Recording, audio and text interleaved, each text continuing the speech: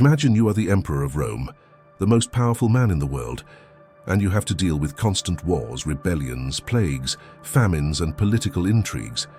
How would you cope with the stress, the pressure, and the criticism that comes with such a position? How would you maintain your sanity, your dignity, and your integrity in the face of such challenges? This is not a hypothetical scenario. This was the reality of Marcus Aurelius, one of the greatest philosophers and rulers of all time. He was the last of the 5 good emperors of Rome, and he is widely regarded as the epitome of the Stoic ideal. Stoicism is a school of philosophy that teaches us how to live a good life, by focusing on what we can control and accepting what we cannot. It also teaches us how to deal with criticism, which is inevitable in any human endeavor. In this video, we will explore some of the thoughts and advice that Marcus Aurelius wrote in his personal journal, known as the Meditations on how to handle criticism with wisdom and grace. We will also see how we can apply these lessons to our own lives and become more resilient, confident, and happy. But before we dive into the topic, make sure you subscribe to our channel, The Stoic Academy, where we bring you the best of Stoicism and how to apply it to your everyday life. Also, hit the bell icon to get notified whenever we upload a new video. And if you enjoy this video, please give it a like and share it with your friends. So, let's begin with the first thought that Marcus Aurelius had on criticism. When another blames you or hates you, or people voice similar criticisms, go to their souls, penetrate inside and see what sort of people they are. You will realize that there is no need to be racked with anxiety that they should hold any particular opinion about you. This is a powerful reminder that criticism is often more about the critic than the criticized. When someone criticizes you, they are revealing their own values, beliefs, and expectations, which may not align with yours. They are also expressing their own emotions, which may be influenced by their own biases, prejudices, and insecurities. Therefore, instead of taking criticism personally or reacting defensively, you should try to understand where the critic is coming from and what is motivating them to say what they say. You should also realize that their opinion of you is not a fact, but a perspective, which may or may not be accurate, relevant, or helpful. By doing this, you will be able to detach yourself from the criticism and avoid being affected by it emotionally. You will also be able to evaluate the criticism objectively and see if there is any truth or value in it that you can use to improve yourself or your situation. Quote, "Nothing that goes on in anyone else's mind can harm you." This is another important principle of Stoicism, that we should distinguish between what is in our power and what is not. What is in our power is our own thoughts, words, and actions. What is not in our power is everything else, including other people's thoughts, words, and actions. Therefore, we should not let ourselves be disturbed by what other people think, say, or do, because they are not in our control and they cannot harm us unless we let them. The only thing that can harm us is our own judgment of things and how we react to them.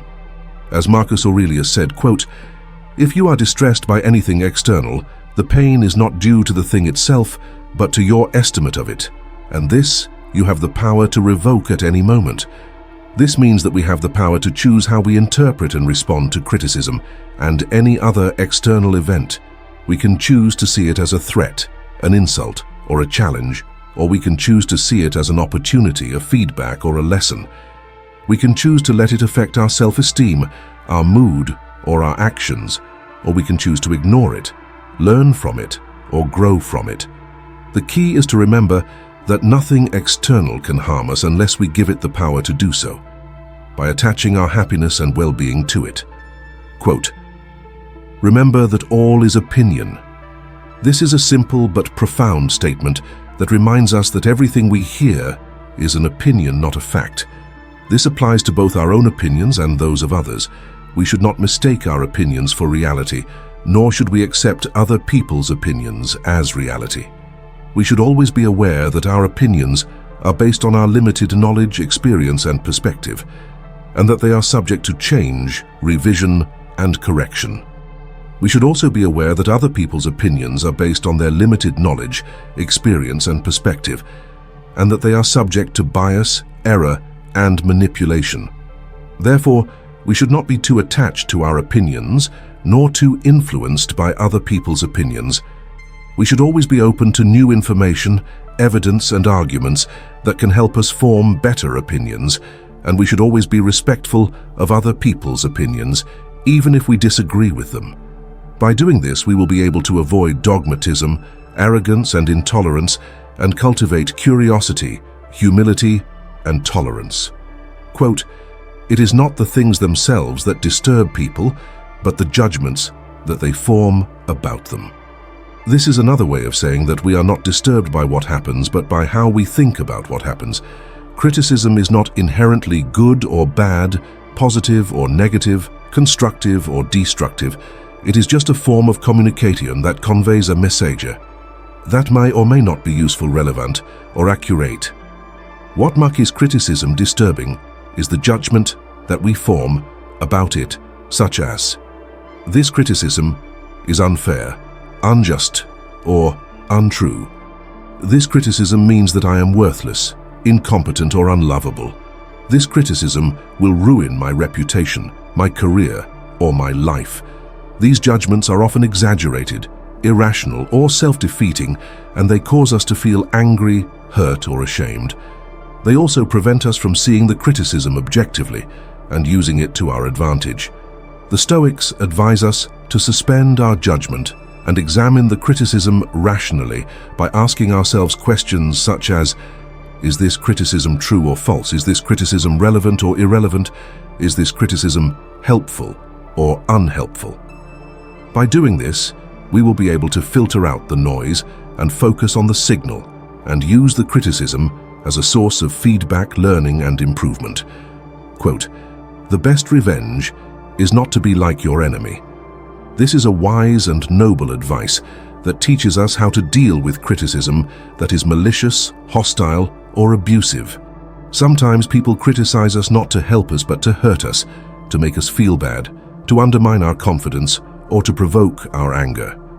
In such cases, it may be tempting to retaliate, to fight back, to insult, or to harm the person who criticized us. But this is not the Stoic way nor the best way. As Marcus Aurelius said, quote, "The best way of avenging yourself is not to become like the wrongdoer." This means that we should not stoop to the level of our enemy, nor should we let them influence our character, our behavior, or our happiness.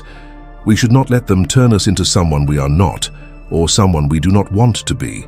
Instead, we should rise above them and show them that we are better than them by maintaining our dignity, our integrity, and our virtue.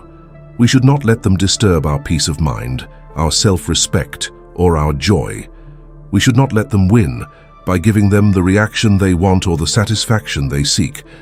By doing this, we will be able to overcome the criticism and the critic and prove ourselves to be superior, not in terms of power, wealth, or fame, but in terms of wisdom, courage, and justice.